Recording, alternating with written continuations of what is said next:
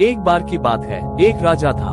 उस राजा को एक रात सपना आता है। वो सपने में देखा है कि उसके सारे दांत एक एक करके गिर रहे हैं। अब जब राजा सुबह उठना है तो हैरान हो जाता है और अपने सपने का मतलब जानने के लिए वो अपने महल में एक ज्योतिषी को बुलाता है और उसे अपने सपना बताता है।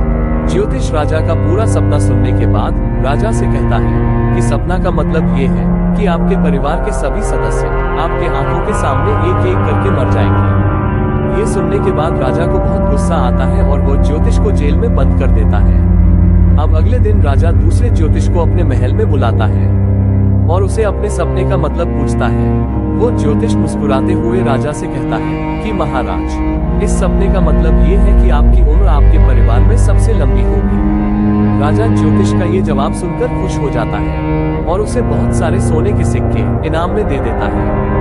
दोस्तों, दोनों ज्योतिषी का कहने का मतलब एक ही था, लेकिन कहने का तरीका अलग था, शब्द अलग थे, लेकिन मीनिंग एक ही था। इसी तरह अगर आपके पास बोलने का सही तरीका है, बात को बोलने के लिए सही शब्द, सही अल्फाज है, तो आप नेगेटिव बात को भी पॉजिटिव तरीके से बोल सकते हैं। बिल्कुल इसी तरह एक बार एक अंधा आदमी रास्ते पर भीख मांग रहा था।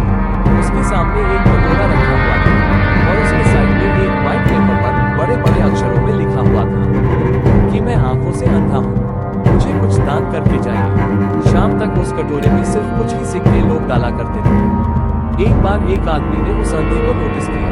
वो आदमी उस अंधे आदमी के पास जाता है और उसे कहता है, क्या मैं आपकी इस पेपर पर कुछ दूसरी लाइन लिख सकता हूँ? अंधे आदमी ने परमिशन दे दी। उस आदमी ने पेपर को पलटकर उस पर दूसरी लाइन लिख दी और वहां से चला गया। ये सब होने के बाद अब हर कोई उसे अंधे आदमी के कटोरे में पैसे डालने लगा और शाम तक उसके पास इतने पैसे जमा हो गए जो उसके पास एक हफ्ते में हुआ करते थे। जब शाम को वही आदमी उस अंधे आदमी के पास आया तो अंधे आदमी ने उस आदमी से पूछा कि तुमने इस पर ऐसा क्या लिखा है जो लोगों ने मुझे इतना सारा दान कर दिया?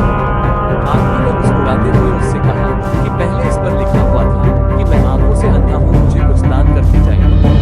उत्तरण चिन्ह। मैंने उसे पलट कर ये लिखा कि आज का दिन कितना खूबसूरत है जिसे आप अपनी आंखों से देख सकते हो, लेकिन मैं नहीं, बस मैं यही लाइन लिखी थी।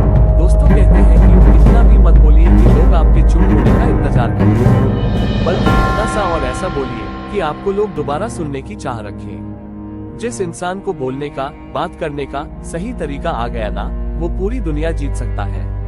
मोबाइल देखने से और घंटे घंटे तक रील स्क्रॉल करने से और गेम्स खेलने से आपको झूठी खुशी तो मिल सकती है, लेकिन असली दुनिया में आपका कोई भी औकात नहीं और यही कड़वी सच्चाई है।